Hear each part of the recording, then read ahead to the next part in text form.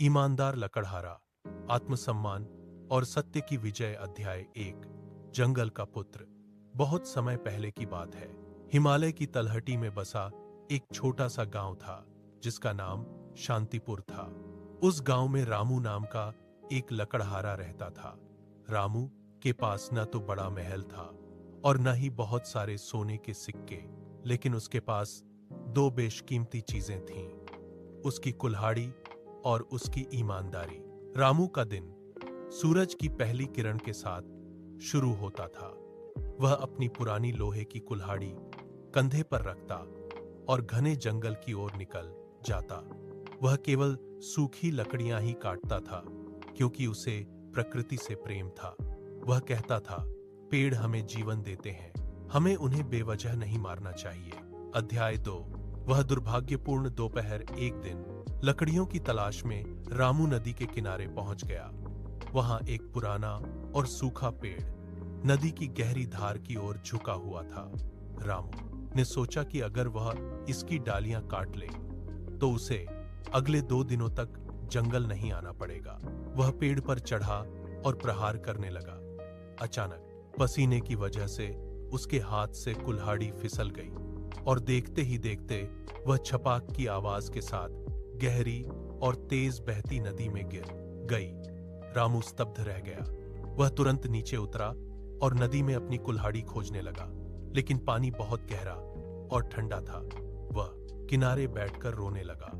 उसके पास दूसरी कुल्हाड़ी खरीदने के पैसे नहीं थे और बिना कुल्हाड़ी के वह अपने परिवार का पेट कैसे पालता।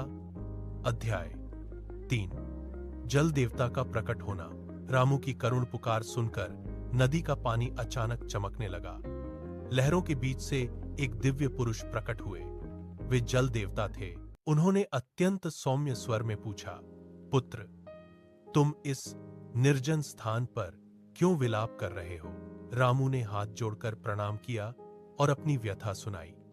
जल देवता मुस्कुराए और बोले, घबराओ मत, मैं तुम्हारी सहायता करूंगा। देवता ने नदी में डुबकी लगाई और जब बाहर आए तो उनके हाथ में शुद्ध सोने की एक चमकती हुई कुल्हाड़ी थी। उन्होंने पूछा, क्या यह तुम्हारी कुल्हाड़ी है? रामू ने उसे देखा। उसकी आंखों में चमक तो आई, पर मन में खोट नहीं। उसने सिर झुकाकर कहा, नहीं प्रभु, यह कुल्हाड़ी मेरी नहीं है, यह तो बहुत कीमती है। अध्याय 4। परीक्षा की घड़ी। जल देवता फिर से पानी के अंदर गए। इस बार वे चांदी की एक शानदार कुल्हाड़ी लेकर निकले। उन्होंने पूछा, तो क्या यह तुम्हारी है? रामू ने फिर मना कर दिया, नहीं देव, मैं एक साधारण गरीब लकड़हारा हूं, यह चांदी की कुल्हाड़ी भी मेरी नहीं है। तीसरी बार देवता ने डुबकी लगाई और इस बार उनके हाथ में वही पुरानी जंग लगी लोहे की कुल्हाड़ी थी। उसे देखते ही रामू खुशी से उछल पड़ा। उसने चिल्लाकर कहा, हां, यही मेरी कुल्हाड़ी है, आपका बहुत बहुत धन्यवाद प्रभु। अध्याय 5।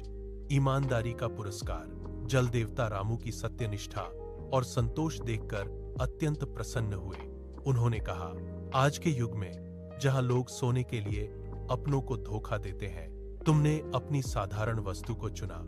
मैं तुम्हारी परीक्षा ले रहा था और तुम उसमें सफल हुए। देवता ने उपहार स्वरूप रामू को वह सोने और चांदी की दोनों कुल्हाड़ियां भी दे दी। रामू रातों रात अमीर हो गया, लेकिन उसने अपना स्वभाव नहीं बदला।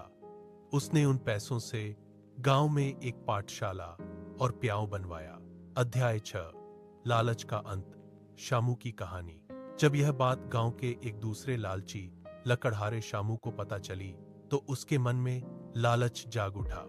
वह भी उसी नदी किनारे पहुंचा और जानबूझकर अपनी कुल्हाड़ी पानी में फेंक दी। जब जल देवता प्रकट हुए और सोने की कुल्हाड़ी दिखाई तो शामू तुरंत चिल्लाया, हां, यही मेरी है, मैं इसी की तलाश कर रहा था। देवता शामू का झूठ जानकर क्रोधित हो गए। वे बिना कुछ बोले अदृश्य हो गए। शामू को न सोने की कुल्हाड़ी मिली और न ही उसकी अपनी लोहे की कुल्हाड़ी वापस मिली। वह हाथ मलता रह गया। यह कहानी हमें 3 मुख्य बातें सिखाती है। ईमानदारी सबसे अच्छा गुण है। जो व्यक्ति सच बोलता है, ईश्वर उसकी मदद स्वयं करते हैं। संतोष ही धन है। जो हमारे पास है उसमें खुश रहना ही असली अमीरी है।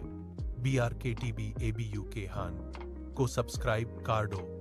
लालच का फल कड़वा होता है। दूसरों की देखा देखी लालच करने से जो हमारे पास है वह भी खो जाता है।